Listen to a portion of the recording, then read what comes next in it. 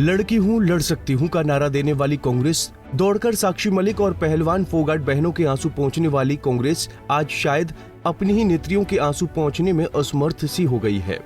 इसलिए देश में चल रहे आम चुनाव के बीच कांग्रेस को अब एक और बड़ा झटका लगा है। छत्तीसगढ़ कांग्रेस की नेत्री राधिका खेड़ा ने अपने राष्ट्रीय मीडिया संयोजक के पद से इस्तीफा दे दिया है। क्या कहा पहले वो सुनिए। देखिए, आदिकाल से लेकर आज तक ये सत्य है, कटु सत्य है कि जब जब किसी ने धर्म का साथ दिया है तो उसका विरोध हुआ है। चाहे हिरण्यकश्यप जी हो, चाहे रावण से लेकर कंस तक, ये सब उदाहरण है कि किस तरीके से जब जब धर्म का साथ दिया जाता है तो उन लोगों का विरोध किया जाता है। श्री अयोध्या धाम, रामलल्ला की जन्मभूमि हम सब हिंदुओं के लिए बहुत ही पवित्र स्थली है और मैं वहाँ दर्शन करने से अपने आप को रोक नहीं पाई, लेकिन वहाँ जाने का विरोध इस कदर मुझे सहना पड़ेगा, मैंने अपने जीवन में कभी नहीं सोचा था। मेरे साथ छत्तीसगढ़ प्रदेश कांग्रेस कार्यालय में अभद्रता हुई, मुझे वहाँ पे धक्का मुक्की करी गई, कमरे में बंद कर दिया गया, लेकिन मेरे साथ न्याय नहीं हुआ। मैं चीख चीख कर गुहार करती रही, छोटे से लेकर सबसे बड़े शीर्ष नेतृत्व तक गुहार करती रही, लेकिन मुझे न्याय नहीं मिला। और सिर्फ इसलिए नहीं मिला क्योंकि मैं राम मंदिर होकर आई, मैं राम लल्ला के दर्शन कर कर आई और मैं अपने आप को इस बात से रोक नहीं पाई। जिस दिन से 25 अप्रैल को मैं राम लल्ला के दर्शन करते आई हूँ, मुझे निरंतर विरोध का सामना करना पड़ रहा है पार्टी से, और वो विरोध अब मुझे न्याय के हक से दूर कर देगा और मुझे न्याय नहीं दिया जाएगा।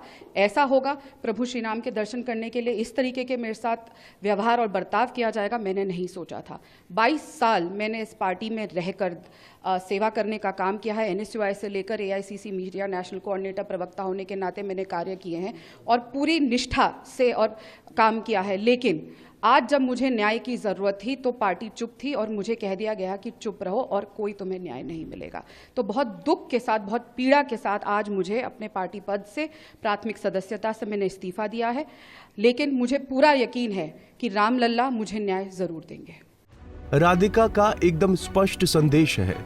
प्रभु रामलला के दर्शन करने के कारण कांग्रेस ने उनके साथ भेदभाव किया। अगर राधिका की जुबानी समझ जाए तो इसका मतलब तो यह है कि कांग्रेस राम विरोधी है, लेकिन हमने ऐसी और खबरों को टटोला तो हमें कुछ और भी नहीं दिखा।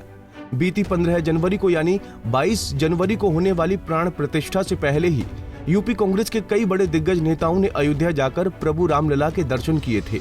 उनमें पीएम मोदी को 2 बार चुनावी रण में चुनौती देने वाले यूपी कांग्रेस के मुखिया अजय राय भी शामिल थे।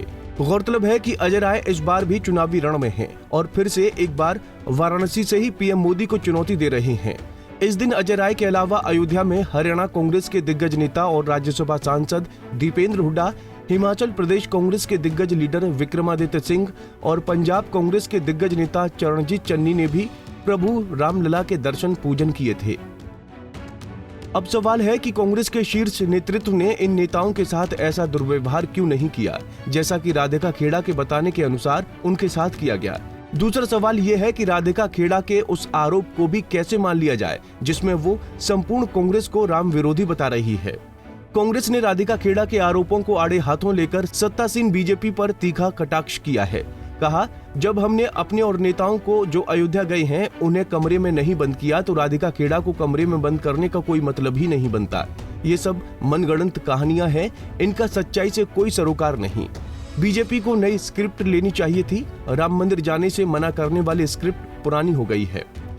तो वहीं बीजेपी का इस पूरे मामले पर कहना है कि अभी कुछ ही दिनों पहले मां कौशल्या की धरती से कांग्रेस की राष्ट्रीय प्रवक्ता राधिका खेड़े का रोते बिलखते हुए एक वीडियो सामने आया था, जो स्पष्ट दिखाता है कि कांग्रेस की स्थापना से लेकर आज दिनांक तक महिला नेता, महिला कार्यकर्ताओं का कांग्रेस ने कभी मानसिक तो कभी शारीरिक शोषण किया है। कांग्रेस के डीएनए में ही महिलाओं का अपमान बसा है। राधिका खेड़ा जैसी नेता के साथ दुर्व्यवहार कांग्रेस को महंगा पड़ेगा। राधिका खेड़ा का कांग्रेस छोड़ना एक सराहनीय कदम है। जहां सम्मान नहीं वहां रहना बेवकूफी। इसका मतलब बीजेपी राधिका खेड़ा को कमल का गमछा पहनाने के लिए तैयार है। अब देखना यह होगा कि राधिका खेड़ा कब बीजेपी ज्वाइन करती हैं। कुल मिलाकर ये कहा जा सकता है कि मौजूदा दौर की राजनीति में ह्यूमन वैल्यूज की कोई स्थिरता नहीं बची है। Bureau report, Punjab Kesari TV. हमसे जुड़े रहने के लिए हमारे YouTube चैनल को सब्सक्राइब करें और नई वीडियो की नोटिफिकेशन के लिए बेल आइकॉन को दबाएं।